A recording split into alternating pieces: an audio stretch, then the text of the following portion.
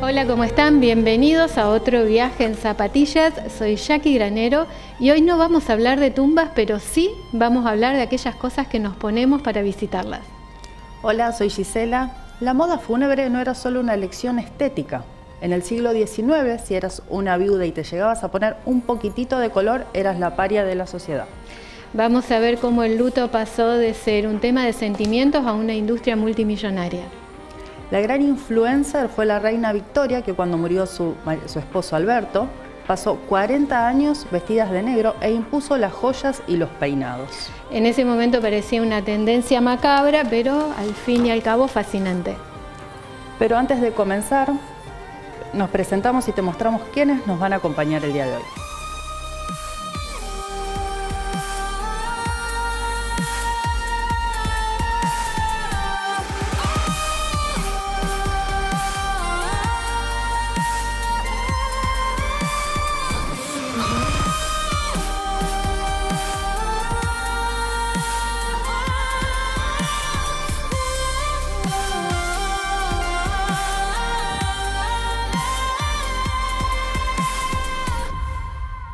There's an old familiar silence when I'm lost inside my heart.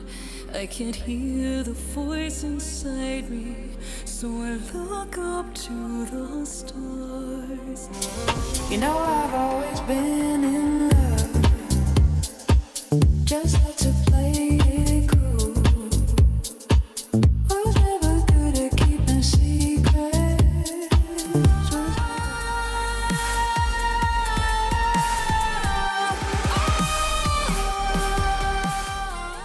Ahora los invitamos a compartir un video donde después vamos a comentarlo. En la era victoriana, el luto era más que un sentimiento, era un arte. Durante este tiempo surgieron las joyas de luto, piezas únicas que tenían un papel sorprendente. ¿Qué secretos escondían estos accesorios? Imagina un anillo o un broche que no solo es una obra de arte, sino también un refugio para el dolor. En este vídeo exploraremos la extraña y fascinante tradición de las joyas de luto victorianas. ¿Por qué eran tan importantes? El cabello del difunto a menudo se tejía en intrincados diseños, convirtiendo la tristeza en belleza tangible. Cada pieza contaba una historia, reflejando una conexión eterna que desafiaba al tiempo. Pero, ¿cuál era el verdadero propósito detrás de esta práctica un tanto inquietante? Era una manera de llevar el recuerdo de un ser querido siempre cerca, algo más que un simple accesorio. Al final, estas joyas no solo representaban el dolor, sino también la esperanza de un reencuentro en un lugar más allá. El misterio de las joyas de luto victorianas es un recordatorio de cómo el amor y la pérdida han sido moldeados en formas inesperadas. Qué fascinante, ¿no? El tema de las joyas fúnebres y todo, cómo se utilizó el negro. Sí, sobre todo ese querer siempre tener algo de esa persona que se fue junto a nosotros, ¿no? Sí, en un ratito lo vamos a ampliar con una entrevista, pero ahora vamos a ver un video del significado del negro en todo el luto. En nuestra cultura occidental, el negro es el color tradicional elegido para asistir a un velorio y acompañar a las personas en el dolor que causa la muerte de un ser querido. Vestir esta tonalidad denota respeto y dolor por la pérdida. El negro es la ausencia de color y de la luz. Sin embargo, ¿alguna vez te preguntaste a qué se debe esta tradición? ¿Sabías que este color no se utiliza en todo el mundo, sino que varía según la cultura y las creencias de cada país? Detrás de cada costumbre arraigada hay una historia por conocer. Existen muchas versiones acerca del porqué de la elección del negro como el color utilizado actualmente en acompañamientos fúnebres. La versión más difundida es que esta tradición tiene su origen en la superstición. Según una antigua creencia, cuando una persona fallecía, su alma salía del cuerpo y buscaba introducirse dentro de cualquier persona con vida. Este temor a ser poseídos por los espíritus de los difuntos, hacía que entre las diferentes tribus se acostumbrara a pintar sus propios cuerpos de negro. Así, al estar camuflados e invisibles frente a los espíritus, podían pasar inadvertidos y el alma del fallecido no encontraría cobijo en ninguno de los allí presentes. Con el tiempo esta costumbre fue mutando y la pintura corporal fue reemplazada por la vestimenta negra. En el caso de algunas etnias africanas esta práctica se realizaba a la inversa. El color elegido para ocultarse de los espíritus era el blanco, en contraposición a la tez oscura de sus habitantes. Por este motivo, se acostumbraba a cubrir la piel con cenizas blancas. De esta manera, el color negro no se asocia con el luto en todas partes del mundo.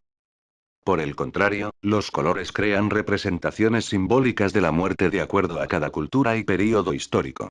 El luto como lo conocemos en la cultura occidental, surgió como una costumbre en el siglo XVI, promulgado por los reyes católicos, quienes crearon un conjunto de leyes que fueron denominadas como la pragmática de luto y cera. En esta declaración se oficializa el color negro como el indicado para la indumentaria y se establecen algunas de las formalidades que aún se llevan a cabo en este tipo de acontecimientos. Así, los colores para expresar la pena varían según el lugar y el tiempo en el que nos encontremos. Por ejemplo, para nuestra cultura, el blanco es símbolo de pureza, luminosidad e inocencia, mientras que este mismo color para los budistas y los habitantes de Medio Oriente y Asia simboliza la palidez de la muerte y es utilizado para vestir de luto. Países como Irán o Corea del Sur utilizan el azul en los funerales, en Tailandia el violeta, y entre los egipcios se acostumbra a pintar la boca de color rojo para evitar que la muerte ingrese al cuerpo. En definitiva, según las creencias, las prácticas religiosas y el contexto histórico, las reglas de vestimenta y comportamiento durante el tiempo de duelo son completamente diferentes. Curioso, ¿no?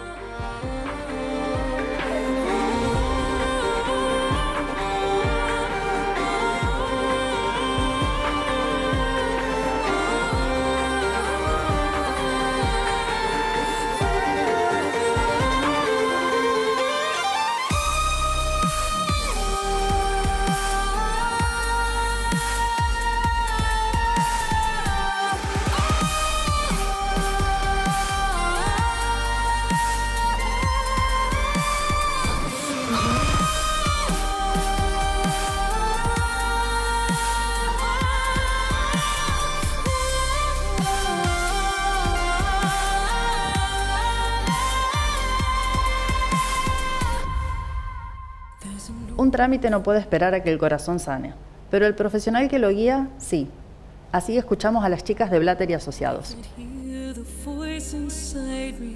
Bienvenidos a este ciclo nuevamente. Mi nombre es Juan Arredondo y yo soy miembro del equipo de legales de Blatter y Asociados. Muchas veces, cuando perdemos a un ser querido, además del dolor, nos llega una duda muy común, que es ¿qué pasa con los bienes? La ley nos exige comenzar un proceso judicial cuando existan bienes registrables.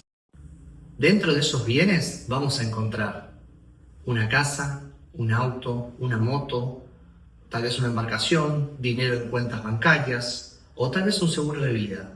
¿Qué es lo que nos va a pedir la ley? Primero es que acreditemos los vínculos y luego una resolución judicial en donde va a determinar quiénes son los herederos. Pero hay algo muy importante a tener en cuenta. No siempre los bienes están en nombre de la persona que fallece. Muchas veces provienen de generaciones anteriores. Por eso es importante analizar cada caso en detenimiento. Es clave contar con un asesoramiento integral que nos permita determinar qué bienes existen, en qué estado se encuentran y cuál es la mejor forma de transmitirlo. El objetivo es claro, que esos bienes puedan ser utilizados, administrados e incluso vendidos por los herederos en un futuro. El primer paso de este proceso es acreditar los vínculos, y esos vínculos se van a acreditar con la obtención de partidas y actas que vamos a tramitar en el registro civil. La otra parte, vamos a hacer un estudio de los bienes, es decir, el llamado estudio de títulos, donde vamos a determinar de qué forma llegan al proceso de determinados títulos. Y ahí sí, comenzar un proceso sucesorio, en la que tiene dos etapas bien definidas. En la primera etapa, vamos a lograr determinar una resolución de quiénes son los herederos dentro de este proceso. En la segunda etapa de la sucesión propiamente dicha, nos enfocamos en los bienes que integran el patrimonio. En esta instancia se analiza cada uno de ellos. Si los bienes son mananciales, es decir, que fueron adquiridos durante el matrimonio, o si los mismos son propios. Esta distinción es clave porque va a permitir distribuirlos de diferentes formas. Si bien la ley es clara en cuanto a la forma en que se van a repartir los bienes, existe la posibilidad de que los herederos puedan acordar entre ellos y darle el destino que les sea más conveniente. Es clave contar con un asesoramiento integral que nos permita determinar qué bienes existen, en qué estado se encuentran y cuál es la mejor forma de transmitirlo. Más allá de lo jurídico, lo importante es traer tranquilidad en un momento sensible. Saber qué va a pasar con los bienes y tomar una decisión en familia hace una gran diferencia. Por eso es fundamental estar informado, conocer los pasos y saber cómo se desarrolla todo el proceso. Nuestro compromiso es claro, acompañarlos en cada etapa, dándoles claridad y explicándoles en qué momento hay que tomar decisiones. La idea es que puedan atravesar este proceso con confianza y sobre todo con un acompañamiento profesional y cercano.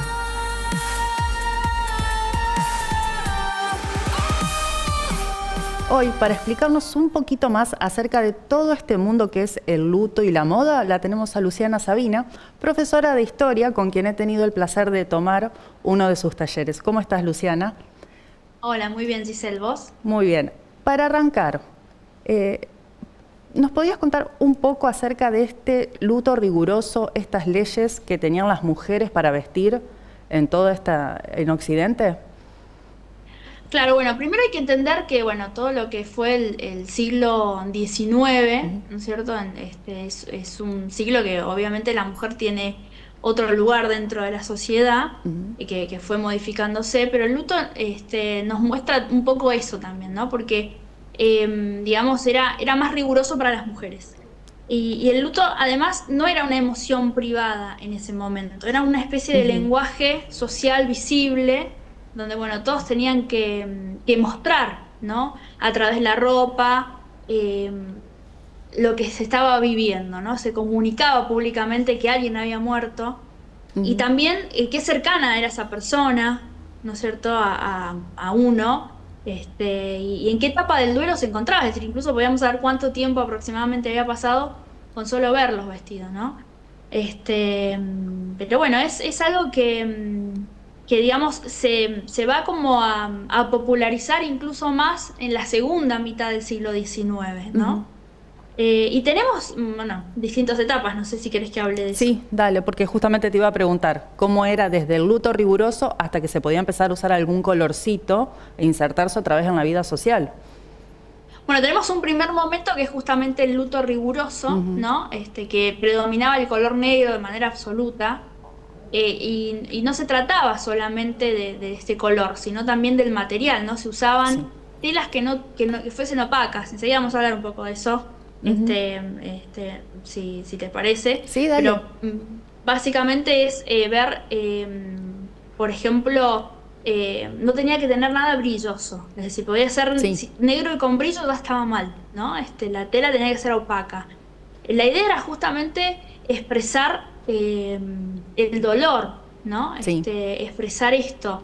Y bueno, al principio era de esa manera, no se podía usar ningún tipo de joyas o joyas particulares, que eran negras. Después, bueno, ya tenemos el segundo luto, el luto menos riguroso, o medio luto también se le decía, que bueno, ahí empieza a aparecer el gris, sobre todo mucho se utilizaba el lila, ¿sí? Y también se utilizaba mucho el violeta, el lavanda, todos esos colores similares. También se podía utilizar algún blanco, ¿no? Muy poco, se podía utilizar y el gris blanco. Aparecía, el malva, ¿no? Esos colores, digamos, señalaban que ya la persona seguía de duelo, pero que podía empezar a volver gradualmente a ciertas actividades sociales, ¿no es cierto? Y que eso estaba, además, muy observado por la sociedad, ¿no? El luto funcionaba como una especie de prueba pública del decoro, ¿no? Y del respeto hacia la persona que había muerto y hacia la persona que llevaba el luto. O sea, era más respetable una persona dentro de esos parámetros sociales que, digamos, llevaba ese luto de manera rigurosa, bueno, como se debía en cada tiempo. Sí. ¿Y había mucha diferencia entre cómo era el luto para la mujer y para el hombre? Sí, la mujer, había mucha diferencia, había una diferencia realmente marcada, porque el luto femenino era mucho más visible, era más prolongado además, y además era más exigente, ¿no? Las mujeres debían exhibir de alguna manera el duelo, ¿no? A través de su cuerpo, que es muy interesante esto, ¿no? Y la ropa justamente era algo puntual y muy importante, los accesorios, ¿sí? La conducta social, porque también estar de luto significaba, por ejemplo, este es un caso el puntual, porque los lutos van a tener distintos tiempos en distintos países, ¿no? Pero en el caso de la Argentina, Existió un manual de Sara Montes, Ajá. que fue escrito en los años 20, donde ella recoge todo esto, los años 20 del siglo pasado, y dice que, por ejemplo, una mujer, o un hombre también, en este caso era muy similar, pero una persona que era viuda, Ujú. ¿sí? Tenía que, dependiendo de la edad que tenía, se podía volver a casar o no. Es decir, si era joven, o sea que tenía 20 años, podía volver a casarse, pero tenía que esperar 3 años, Ah, ¿no? Pero si era una persona que ya en ese momento era considerada mayor o grande, de ujú. más de 40, no podía volver a casarse. Muy marcada la diferencia, ¿no? Sí, Sí, sí, muy, muy marcada, y aparte era como una situación de tiempos también, sí. ese marca, ¿no es cierto? ¿Cuánto tiempo tenías que estar de duelo por la muerte de un abuelo, por la muerte de un tío, de un hermano, del suegro? O sea, habían distintos meses, distintas cantidades de tiempo, ¿no? Muy Todo muy interesante. eh, calculado Ujú. y marcado, ¿no? Sí, muy Socialmente. estricto. Muy estricto, exactamente. ¿Y los Pero niños bueno, el cómo? dolor masculino era distinto, por ahí cómo se manifestaba, ¿no? Podían llevar Ujú. un brazalete o, no sé, algo mínimo negro, ¿no es Sí, cierto? Que hablara de que ellos estaban de duelo. un poquito más de libertad. ¿Y los niños Sí. cómo lo llevaban al luto al ser tan estrictas todas las normas? Bueno, los niños, también eso depende mucho de los lugares. Por ejemplo, yo he visto Ujú, muchas fotografías de Estados Unidos de niños de luto y estaban de blanco, ¿no? ujú, Porque el blanco es un color que tiene que ver con la pureza, entonces, eh, y eso se lleva con un luto, ¿no? Y eran menos estrictos para los niños, por supuesto. mm, Eh, Ellos, por ejemplo, podían tener ropa blanca, pero generalmente tenían un borde negro, ¿no es ajá, cierto? Que te daba la idea de que era parte del luto. Y aparte también podían estar vestidos de negro. Si se había muerto un hermanito, se había muerto alguno de sus padres, entonces sí, el niño se lo ujú, vestía de negro, ¿no? Pero he visto muchas fotografías de niños de luto en Estados Unidos, incluso al lado del cajoncito, ¿no es cierto?, de sus ujú, hermanos vestidos de blanco. Entonces también mucho depende de la zona y de ajá, cómo se fueron dando estas reglamentaciones, ¿no? sí. Y me da como un poco de curiosidad hasta qué punto, por ejemplo, en Occidente tuvo importancia la reina Victoria, que pasó muchísimo tiempo y de hecho creo que las reglas vienen de ella, ¿no? Más o menos. Claro. Bueno, es enorme realmente la importancia de la reina Victoria. No, ella no inventa el luto porque el luto Ujú, existía. De hecho, por ejemplo, en el caso de la Argentina, nosotros tenemos a Juan Manuel de Rosas, sí. cuya esposa muere antes de que Victoria se quedara viuda y que comenzara con todo esto.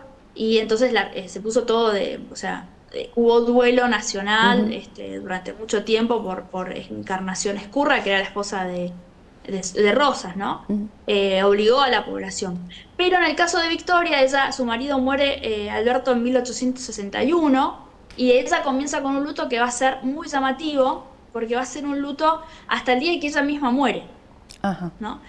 Entonces va a popularizar esto. Además, Victoria en sí era un personaje muy popular que imponía modas, sí. ¿no? Entonces también, por ejemplo, impuso el hecho de festejar la Navidad como la festejamos hoy. O sea, Sí. comienza con ella, ¿no? Que empiezan a hacer estas fiestas de Navidad en la familia, y después eso se va trasladando, y con el luto pasó lo mismo. Ella, digamos, lleva un luto muy estricto, y la sociedad victoriana en general era una sociedad muy estricta en muchos aspectos sociales, que bueno, y obviamente en el luto más que nada. Me encantó, es súper interesante, me encantaría seguir y tengo millones de preguntas, pero como para terminar, ¿me podrías decir 3 cosas que no podían faltar a la hora de estar de luto, de ponérselo, sobre todo a las mujeres? Bueno, principalmente el negro, Ujú, ¿sí? Eso era así. No podía faltar el negro, sobre todo en la etapa inicial, como hablamos, ujú, porque era el color central, era digamos, lo que más marcaba el luto. Y le daba digamos, una pérdida, una solemnidad muy importante, ¿no? De hecho, pensemos que en algunos países, como por ejemplo Alemania, cuando uno va a los cementerios, las lápidas son negras directamente, ¿no? ajá, Tienen que ver justamente con eso. No son como en otros lugares que tienen gris o... No, son negras. Después, otra de las cuestiones era que las telas fueran opacas, entonces se usaba una tela que era especial, que era crepé, el crepé de luto, o crespón se le llamaba, que bueno, evitaba el brillo y reforzaba también la idea de austeridad, porque era algo bastante económico, ¿no? Entonces, bueno, ese material de todas maneras va a estar en todas las fases del luto. Y por último también las joyas adecuadas, ¿no? Por ejemplo, había una joya que se utilizaba mucho y que lo va a imponer también Victoria, que es el azabache. Ajá. ¿Y qué es el azabache? O jet se le llama, ¿no es cierto? Es un carbón fosilizado, en realidad no es mineral, ¿sí? Es orgánico, porque es un carbón fosilizado de una madera que queda negro, realmente son como piedras, ¿no es cierto? Y se utilizaban mucho porque además era barato, también tenía que ver con esto y bueno, después obviamente cuando se podía pasar a otro luto ya se podían utilizar perlas, por ejemplo, perlas blancas, ¿no? Así bien adecuado a eso. Pero básicamente tenemos estas tres cuestiones y todo tenía que ser negro, ¿no? Habían casas de luto, sobre todo en España y en Buenos Aires también, específicas, y obviamente en Inglaterra, donde uno iba y compraba todo lo que necesitaba en un momento de duelo. Sí, muchísimas gracias. Me encantó la charla. Seguiría horas. Muchas gracias por habernos acompañado. La verdad, me encantó. Un placer haberte escuchado. Bueno, un placer. Muchas gracias. A vos.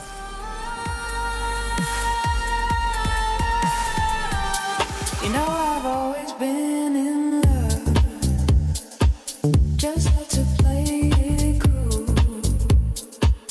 Was never good at keeping secrets.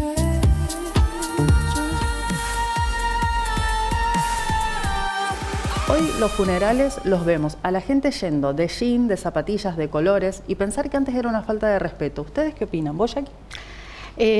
Todo va evolucionando y esto también, ¿no? ¿Quién sabe cómo va a ser dentro de unos años? Hoy estamos hablando de este tema de esta manera, hasta a veces nos espantamos o nos quedamos fascinados con lo que pasaba en el siglo XIX. Hoy vemos gran variedad de colores, de texturas, incluso más allá del lugar del mundo donde uno está. Y bueno, veremos dentro de unos años más qué pasa. En su momento era una armadura. Exacto. Vestirse de negro, que la otra persona sepa que uno estaba de luto. Hoy va cambiando muchísimo. Hoy es muchísimo más interno que externo. Exacto, es como veníamos diciendo a lo largo de todo el programa, ¿no? Hoy trabajamos más el tema de las emociones, de poder validar las emociones que tenemos en cada proceso de duelo, y en esa época era más el mostrar hacia afuera, que se entienda, pudiendo leer esa parte del lenguaje desde esa manera. Sí. Ya nos estamos despidiendo, nos falta poco, pero nos vamos a despedir con alguna recomendación. Gise, dale. Todo tuyo. Si quieren mirar algo interesante, La Era Dorada en HBO es la precisión de los vestidos históricos en George todo Russell el is a luto. power in the land. Before long, you'll put money into his pocket with every train ticket you buy.